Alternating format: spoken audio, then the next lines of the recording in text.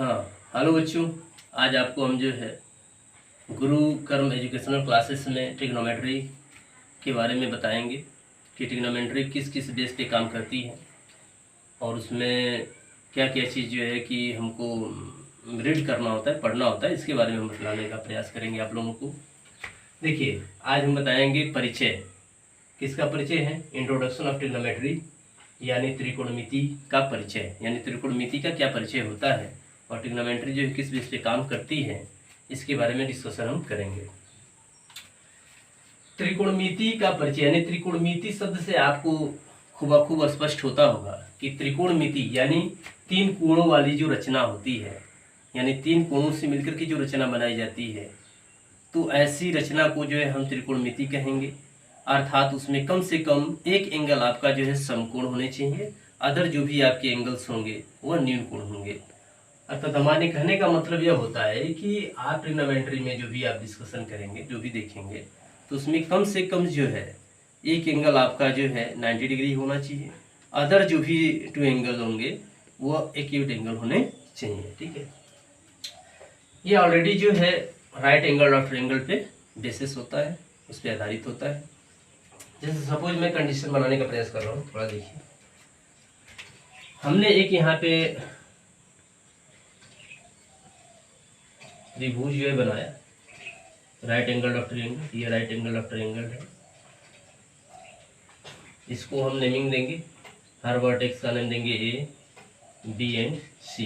ये इसका वर्टेक्स है। तो इसमें आप अच्छी तरह से देख रहे हैं कि ये ट्रायंगल इसलिए है क्योंकि इसमें मैक्सिमम 3 साइड है, 3 साइड से इंक्लूड करके जो है किसी एरिया को कवर्ड रखा है। ठीक है, क्लोज किया हुआ है, इसलिए जो है हम इसको जो है क्या कहेंगे, 3 एंगल और क्या है, 3 एंगल और 3 साइड से मिल करके जो आपका फिगर बनता है, जो आपकी ज्यामितीय आकृति बनती है, उसको ऑलरेडी आप ट्रायंगल के नाम से जान सकते हैं। इसमें कम से कम एक एंगल आपका 90 डिग्री ये दिखाया गया, 90 डिग्री है। अदर जो एंगल आपके हैं जिसको हम थीटा से इंडिकेट कर लेते हैं, और ये हमारा एंगल जो है फाई है, फाई मान लेंगे। ये दोनों एंगल हमारे क्या होंगे, एक्यूट एंगल होंगे, न्यून कोण होंगे।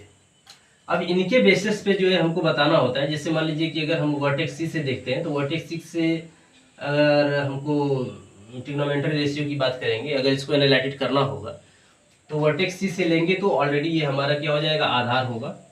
इसको हम आधार बोलेंगे। वर्टेक्स सी से लेते हैं तो यानी यहाँ से इंडिकेशन करेंगे, वर्टेक्स सी की बात करेंगे तो यहाँ पे अगर कोई एंगल स्टेबल है, इस पॉइंट पे एंगल है, तो ऑलरेडी जिस पॉइंट पे एंगल स्टेबल होता है उसको, उस बेस को जो है ऑलरेडी हम क्या मान लेंगे, आधार मान लेंगे। ये आपका आधार हो जाएगा, इसको हम कहते हैं बेस। ये आपका हो जाएगा। ये आपका है कर्ण। कर्ण जो है इसको आप हाइपोटेनस कहते हो, कर्ण इसको हम हिंदी में बोलते हैं, और इंग्लिश में आप बोलते हो बेटा हाइपोटेनस, हाइपोटेनस के नाम से जानते हो। ठीक है, ये आपका जो हो जाएगा, ये हो जाएगा परपेंडिकुलर, यानी लंब होंगे, परपेंडिकुलर, परपेंडिकुलर लंब होगा। ठीक है, अब हम अच्छी तरह से समझने का प्रयास करेंगे। इसको इंडिकेशन अगर देंगे तो इसको हम एक्स एक्सिस मान लेंगे, ये एक्स होगा कोऑर्डिनेट ज्योमेट्री के अकॉर्डिंग, और ये जो कंडीशन हमारा होगा यानी निर्देशांक ज्यामिति के अनुसार देखा जाएगा तो बीसी हमारे एक्स मान लेंगे, और इसको हम वाई से भी इंडिकेट कर लेंगे। और ये जो हमारी मैग्नीट्यूड होगी, ये जो हमारा परिणाम होगा, इस परिणाम को जो है हम आर दिखा लेते हैं। ये भी कंडीशन हो सकता है, इसमें कई तरीके से जो हम बताएंगे। अगर हम ट्रायंगल के मेथड से देखेंगे तो ट्रायंगल ये भी बताता है कि जैसे जो एंगल सबसे बड़ा होता है, यानी बड़े एंगल की सामने की जो भुजा होती है, जो सम्मुख भुजा होती है, ठीक है, सामने की भुजा चाहे सम्मुख भुजा भी आप कर सकते हो, तो ये भुजा जो है ऑलरेडी, ये साइड्स जो ऑलरेडी होती है, ये क्या होती है, बड़ी होती है। सबसे बड़ी जो भुजा होगी त्रिभुज की, उसको हम कर्ण मान लेते हैं। तो ये एंगल जो है ऑलरेडी, अगर हम ट्रायंगल मेथड से देखेंगे, त्रिभुज की विधि से देखेंगे, ये एंगल सबसे बड़ा है, 90 डिग्री का है, तो इसके सामने की जो भुजा होगी सबसे बड़ी होगी, तो इसको हम कर्ण बोलेंगे। जहाँ थीटा जिसपे स्टेबल होता है, जिस भुजा पे थीटा की पूरा, ये भी कह सकते हैं कि थीटा का पूरा भार होता है, उस भुजा को जो है ऑलरेडी हम आधार या बेस कहेंगे। और जो जिस भुजा से 90 डिग्री बनेगा, ठीक है, उसको ऑलरेडी हम परपेंडिकुलर कहते हैं। ये हमारा लंब हो गया, परपेंडिकुलर हो गया, ये हमारी हाइट होती है, यानी जो हाइट होती है उसी को ऑलरेडी परपेंडिकुलर या लंब के नाम से जानते हैं। ये कंडीशन होता है। अब देखेंगे ट्रिग्नोमेट्री में कुछ टी रेशियो बनाए गए हैं। टी रेशियो इनको ब्रीफ में जो हम टी रेशियो कहते हैं। टी का मतलब ट्रिग्नोमेट्री होता है, रेशियो का मतलब अनुपात होता है, यानी ट्रिग्नोमेट्री रेशियो की बात होती है, यानी त्रिकोणमितीय अनुपात के बारे में हम बात करेंगे। तो ट्रिग्नोमेट्री रेशियो की बात करते हैं कि ट्रिग्नोमेट्री रेशियो कैसे जो है इस त्रिभुज पे अपना काम करता है और कैसे कैसे इसमें जो है कैलकुलेशन हमको करने को मिलते हैं। तो सबसे पहले हम बात करेंगे इनके जो 6 टी रेशियो हैं उनके बारे में, इन ट्रिग्नोमेट्री जो आपके रेशियो के बारे में, त्रिकोणमितीय अनुपात के बारे में हम बात करेंगे। जैसे सपोज हम यहाँ दे देते हैं फर्स्ट कंडीशन टी रेशियो, इसको ब्रीफ में बोलते हैं बेटा, ठीक है। ब्रीफ में इसको हम टी रेशियो जो बोलते हैं, यानी हिंदी में इसको बोलेंगे तो त्रिकोणमिति अनुपात भी कर सकते हैं, त्रिकोणमिति अनुपात भी बोल सकते हैं। अब हम ट्रिग्नोमेट्री रेशियो यानी ट्रिग्नोमेट्री रेशियो के बारे में, त्रिकोणमितीय अनुपात के बारे में बताएंगे कि कैसे होता है। तो ट्रिग्नोमेट्री रेशियो में कुछ कंडीशन आपको बताए गए हैं, जैसे मान लीजिए कि साइन होता है, कॉस थीटा होता है, टेन थीटा होता है, कोसेक सेक कॉट थीटा होता है। ये आपके जो 6 रूल होते हैं, ये अधिकतर जो है ट्रिग्नोमेट्री में बताए जाते हैं, नॉर्मल भी बताए जाते हैं। ये बेसिक कंसेप्ट है आपका कि ये आपके क्या है टी रेशियो, ये 6 आपके टी रेशियो माने जाते हैं, इनको टी रेशियो कहा जाता है। जैसे पहला आपका टी रेशियो है, देखते हैं कंडीशन के अनुसार।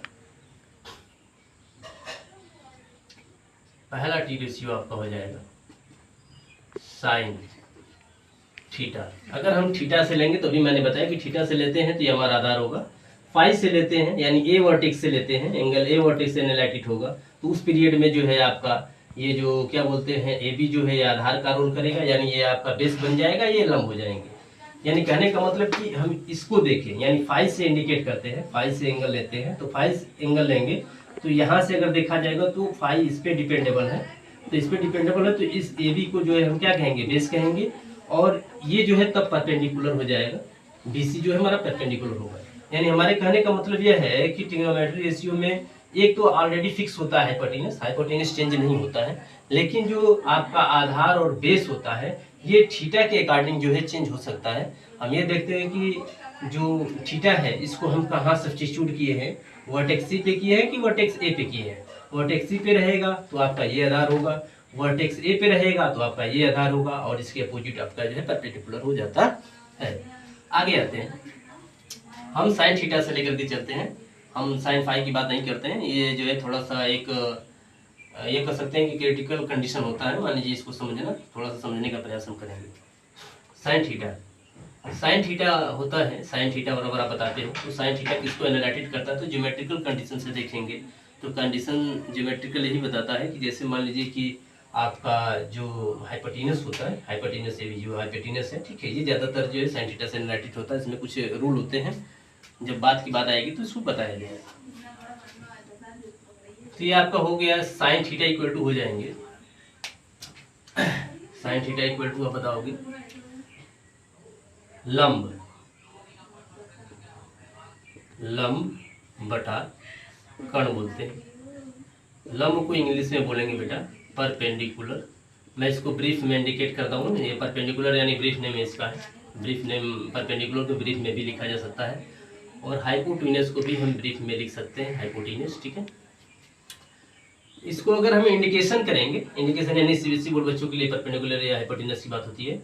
अगर हम इंडिकेशन करेंगे, किसे इंडिकेट किया जाता है, तो ऑलरेडी हम इंडिकेट कर लेंगे, किसे इंडिकेट कराया जाएगा तो y अपॉन आर होगा, ये इंडिकेशन होगा इसका, ठीक है। जो इसकी मैग्नीट्यूड है, मैग्नीट्यूड के थ्रू अगर इंडिकेशन किया जाए तो आप ऐसे कर सकते हो। दूसरा कंडीशन आपका होता है कास थीटा। कास थीटा जो होता है आपका बेटा आधार होगा, आधार बटा कर्ण होते हैं, इसको हम कहते हैं बेस अपान हाइपोटेनस या x अपान r, ये भी बोल सकते हैं। नेक्स्ट कंडीशन आपका है, ये हो जाएगा आपका टेन थीटा इक्वल टू, तो टेन थीटा इक्वल टू क्या चीज होता है इसको देख लेते हैं। तो ये होता है लंब बटा आधार यानी इसको हम कहेंगे परपेंडिकुलर अपॉन बेस, या आप ये भी कर सकते हो y अपॉन एक्स, ये इंडिकेशन कराया जा सकता है। अदर इसके 3 जो रेशियो होते हैं इसी का सेम टू सेम इन्वर्स होता है। खैर इनको भी इनमें इंक्लूड किया जाता है, यानी 60 रेशियो में इनको भी इंक्लूड किया जाता है, लेकिन इसी का इन्वर्स होता है सेम टू सेम। जैसे सपोज अगर हम फोर्थ की बात करते हैं तो सेम इसी का इन्वर्स की बात होती है। तो कैसे इन्वर्स की बात है, जैसे इसको हम अदर नेम देते हैं कोसेक, कोसेक थीटा दे देते हैं, तो इसी का इन्वर्स होगा। तो ये हो जाएगा हमारा कर्ण अपान लंब, ये होगा कर्ण अपान लंब, यानी हाइपोटेन्यूस अपान परपेंडिकुलर। इस बात को आप याद रखोगे। ये हो जाएंगे आपके r upon y. Next condition आपका बनेगा भी, इसको देखेंगे तो ये कंडीशन किस चीज़ का होता है, इसको हम इंडिकेट कर लेते हैं। तो ये हमारा सेक थीटा होगा, सेक थीटा बराबर होता है सेम टू सेम इसी का उल्टा होगा। तो कर्ण अपान क्या हो जाएगा, आधार अर्थात हाइपोटेन्यूस बेस r अपान एक्स। और कॉट थीटा की बात करेंगे, कॉट थीटा देख लेते हैं। कॉट थीटा इक्वल टू क्यों हो जाएगा आधार बटा लंब एक्स अपान वाई। इसको एक ब्रीफ नेम में इंडिकेशन किया जाता है, जैसे यूपी बोर्ड में बोलते हैं लोग तो लाल बटा कक्का बोलते हैं, लाल लाल बटा कक्का। लाल बटा कक्का का मतलब ये होता है कि जैसे इसको हम कहते हैं लंब कर्ण, जैसे साइन थीटा की बात करेंगे, इधर से साइन थीटा ले जाएंगे, साइन थीटा से लेकर के अगर हम टेन थीटा तक जाते हैं तो इसको हम कहते हैं साइन थीटा, यानी इधर से हम इसको रोटेट कराएंगे, ये डायरेक्शन हमारा होगा, तो इसको कहते हैं लाल बटा कक्का। यानी साइन थीटा लंब कर्ण होता है, आधार कर्ण जो है आपका कॉस थीटा हो जाएगा, और टेन थीटा क्या हो जाएगा, लंब और आधार होगा, जैसे यहाँ दिया है लंब और आधार। और इसी को जब क्या करेंगे, इनवर्स की बात करेंगे, मैंने कहा था कि अगर हम इधर से रीड करते हैं तो ये आपका क्या हो जाएगा, ये आपका डायरेक्टली आपका चलेगा, ठीक है, एक डायरेक्शन में चलेगा।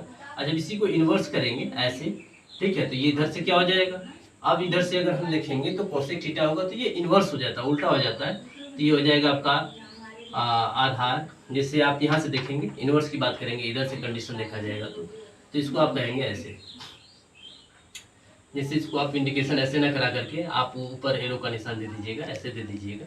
तो ऐसे देखेंगे ऊपर की तरफ, तो ये नीचे से देखा जाएगा तो ये क्या कोसेक होगा, तो कर्ण लंब होगा। तो देखिए यहाँ पे दिया है ये चीज़ आया है आपका, तो इसको करेंगे कर्ण और लंब, तो ये कर्ण लंब हो जाएगा, ठीक है। ये कोसेक थीटा की बात आएगी, ये डायरेक्शन आपका आएगा कोसेक थीटा।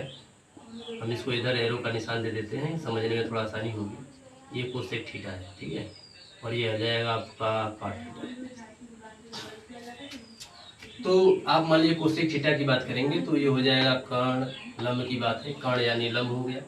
फिर आप सेक थीटा जाएंगे तो कर्ण आपका आधार हो गया, तो कर्ण और आधार हो गया।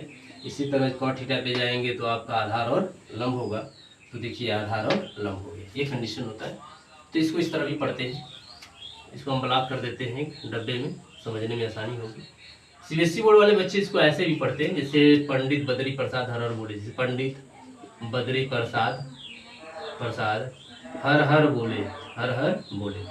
पंडित बद्री प्रसाद का भी रूल सेम टू सेम यही अप्लाई होता है, जैसे ये अप्लाई किया गया है सेम टू सेम इसमें भी अप्लाई करेंगे। किससे होता है, परपेंडिकुलर बेस होता है, परपेंडिकुलर होता है, हाइपोटेनस बेस होता है।